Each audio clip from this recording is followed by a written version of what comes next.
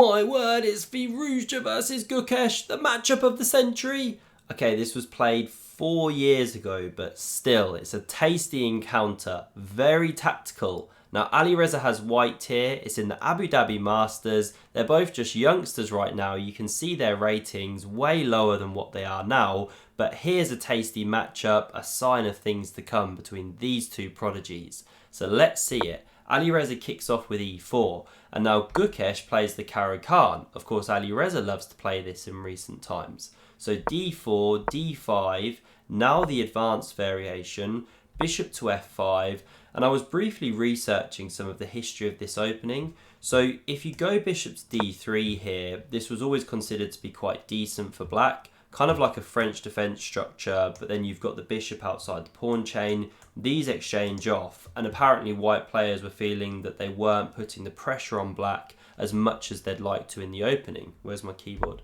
So coming back here, then there was a lot of knight c3 stuff kind of getting played in the 80s, preparing to go pawn g4, this kind of aggressive setup like this. Some really interesting fights there.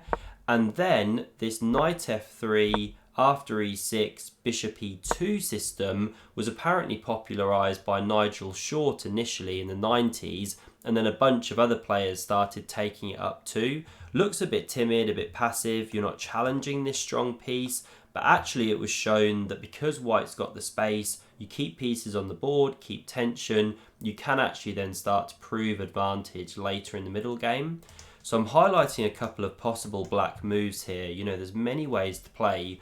Gukesh plays in one of the more provocative manners, so he goes knight to e7, blocking the natural development of this bishop, and after castles, he then goes knight to g6, so blocking the escape route. And where is this knight actually going? All of its squares are controlled, it all looks very, very clumsy, so you know, not an easy way to play as black. And after bishop to e3, knight d7, now we had knight e1 from Alireza, very direct, clearing this f-pawn maybe in future, plus this now supports a bishop d3, maybe then the knight recaptures there, all very positional cat and mouse stuff. And now h5 is very important too, because g4 is threatened to actually trap this bishop, so h5 is key, clamps on that move. Now we had c3 supporting the centre, pawn h4 takes more space. Reminds me of some of those Najdorf lines where black actually starts attacking on the king side.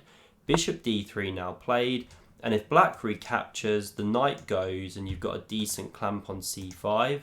So for now, the knight drops back to e7. Like I said, not an opening for beginners the way Gukesh has played this. You know, he's underdeveloping the knight, he's moved it 3 times now, still blocks the bishop. Very, very risky stuff.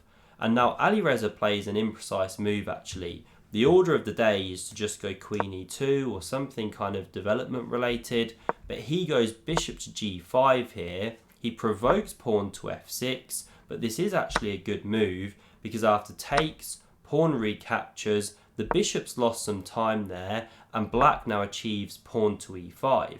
Now we had a captures, pawn takes, bishop moves, and pawn e4. So in the space of a few moves, black's gained a big grip in the centre with those pawns, although they have exposed the king here, so this is where you have to be careful now. As ever with Alireza games, he's playing for some tactics already, straight out of the opening here. And now the fireworks just break loose. So queen b6 was played, eyeing this pawn, but does Alireza defend it with something like queen b3 or queen c1? Well, no, and then he'd actually just be worse, by the way. He has to go for the king. Black's got the centre, and if they can consolidate, they'll have a better game.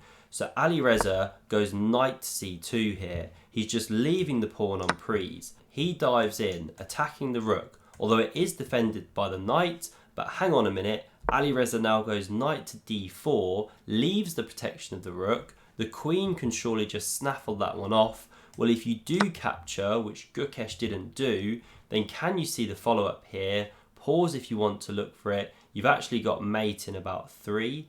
So you can take this bishop here, and if you recapture that one, recapturing is not force, or you get mated. But if you recapture the natural move, well, then we checkmate like this. The king is just boxed in. Look at those bishops slicing. After the rook takes, queen takes, that's actually checkmate.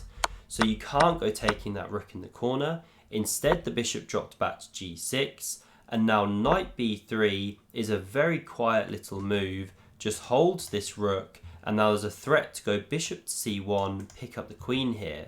So bishop h6 is forced, those ones came off the board, and now bishop g4 from Alireza. He's got this slow motion plan of trapping the black queen. As you can see, it can't actually move here. This knight is boxing it in from c1, so he wants to lift that rook, and that's why Gukesh now goes pawn a5.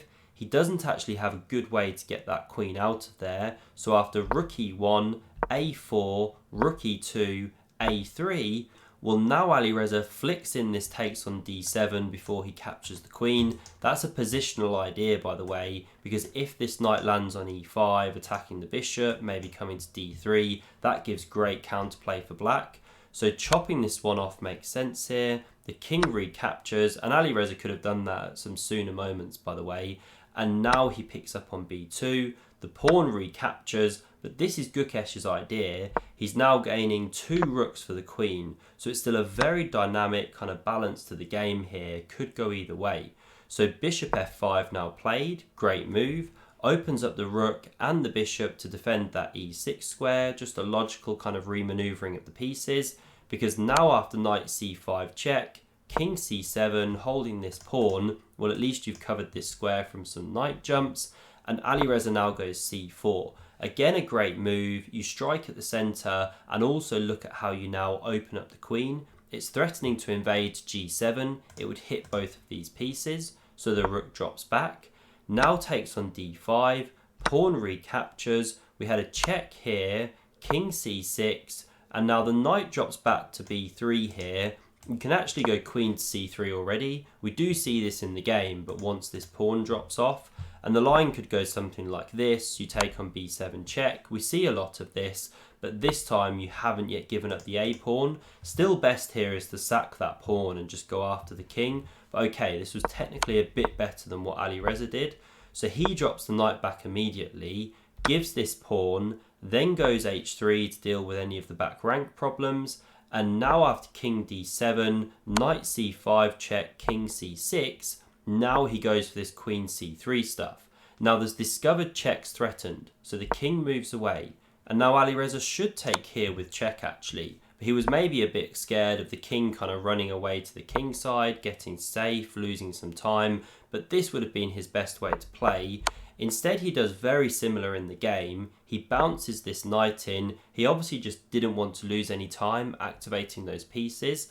But now after b6, kicking this knight with check, we've got a similar variation, but you've not actually picked up this pawn. So king d7 played, queen e5, threatens to check there, and now black covers that threat, and knight d4 from Alireza. So the attack's really getting going. And the challenge for black here is the rooks are split. Danny King on the Power Play Chess channel always talks about split rooks being a problem, and especially when you've got a queen like this and an exposed king, that's an issue. Plus these minor pieces, you know, they're a bit clumsy right now. This one's attacked, the king needs cover. So rook a7 was played, hits this knight, dives back, trying to defend. But now queen b8 is just really a killer move from Alireza, because he hits that rook and he threatens checkmate on the d8 square. So the rook comes back with check, king h2. And now how do you hold everything together, cover this square? Well, knight c6 was played to do so. Also hits the queen, also hits this knight in the centre. But now great response from Alireza. He goes queen f8, he's hitting this rook and hitting this bishop, and black simply overloaded. So we had knight takes on d4, picks up a knight, holds the bishop, Alireza chops here, and now again you've got problems. There's a threat to check here, pick up the knight, the rook's unprotected behind. So knight e6 was played, covers g7 rather, but then there's queen f6. Again, you hit 2 pieces. Massive problem for black, and this was the last desperate try of pawn to d4. So you give this bishop, but then get these pawns rolling. However, Alireza takes here, pawn d2, but now d5 with the queen, checks the king, king c7, and after queen e5 check, king takes on b7. will now be taking the corner. We pick up an entire rook, and after these final moves, here we had a resignation, the pawns dropping off the board or the knights dropping, game over. So a very tense tactical fight between these two chess prodigies, and I'm excited to see what the future brings for both of these players. If you enjoyed this game, and want to see another amazing game between Alireza Firouzja, click here and subscribe to the channel. Do see below. Thanks very much for watching and see you soon.